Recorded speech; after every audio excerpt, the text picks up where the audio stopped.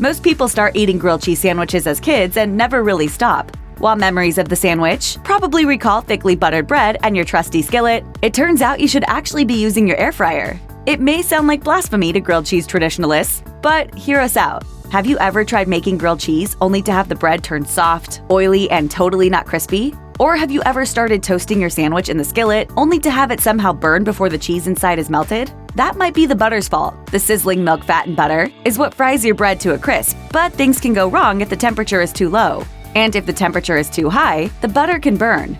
If you don't use enough butter, your sandwich might not get crisp. And if you use too much, it could taste oily, according to Bon Appetit. Who knew there were so many potentially bad outcomes to a basic grilled cheese? Dad? Yeah?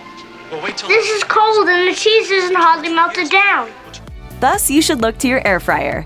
Air fryers cook your food by whipping super hot air around your ingredients at high speeds. You only need a tiny bit of butter to crisp up your bread when you use the air fryer. And since your bread isn't sitting directly in the puddle of butter in the air fryer's basket like it would be in a skillet, the whole sandwich cooks more evenly via new air. You get the delicious butter flavor without all the culinary drama. No soggy beige bread, no random burn spots. By the time the cheese is gooey and melted, the bread is evenly golden brown and perfectly crisp.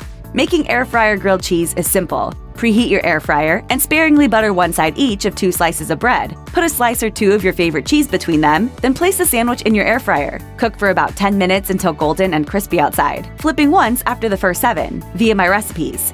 But Vegetarian Mama reminds you to make sure not to use too much butter, or things could get smoky.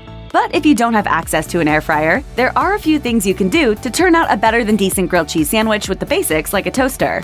Bustle recommends you toast both sides of the bread you intend to grill, or throw it into the panini maker to give your sandwich more of a snap.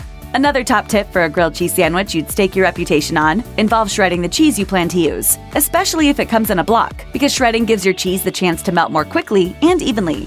While you might be tempted to stuff your sandwich with an old cheese friend, like a good old Kraft single, there's no reason why you can't tap the cheesemonger for his thoughts on other cheeses that you might add to create your own multi-cheese blend.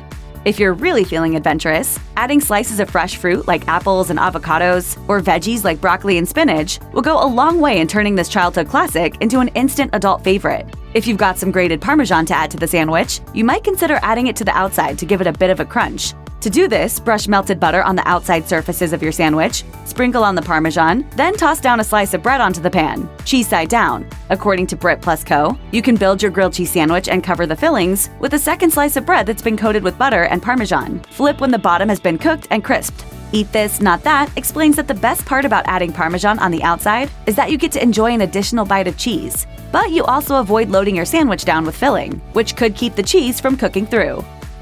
Check out one of our newest videos right here. Plus, even more MASH videos about food hacks are coming soon. Subscribe to our YouTube channel and hit the bell so you don't miss a single one.